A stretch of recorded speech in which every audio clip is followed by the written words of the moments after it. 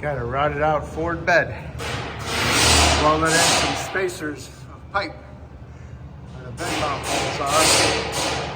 So now I'm gonna lay a 3/4 inch sheet of plywood over it and bolt it down. Okay.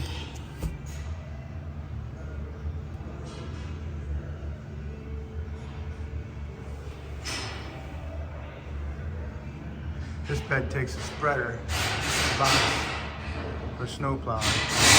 And those holes are what the spreader mount box, the slide bolts into right there. So we're gonna put the plywood over it, get some long bolts and go down through the bottom or up through the top, depending upon which way we can get them in.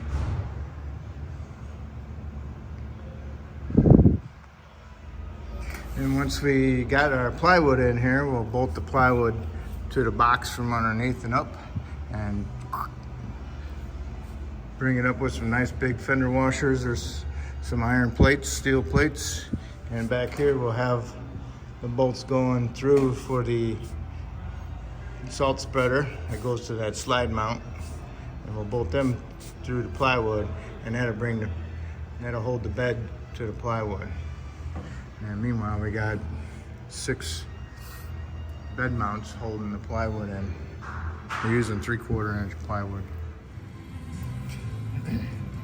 Before you put your plywood down, make sure you draw yourself a little map and dimensions on where your holes are at for your bed bolt. These are my pipes I put in there, tack welded them, and that's the measurements I came up with, so you get an idea. All right, here's the finished product. 4x8 sheet, 3/4 inch thick. Got all the bolts bolted through the pipes that are tack welded to the main frame. Then we put our spreader box support there. And then in the front, we put some big washers from underneath the bed and bolted it up through the wood to help hold it up a little bit close as even as possible. And that's it.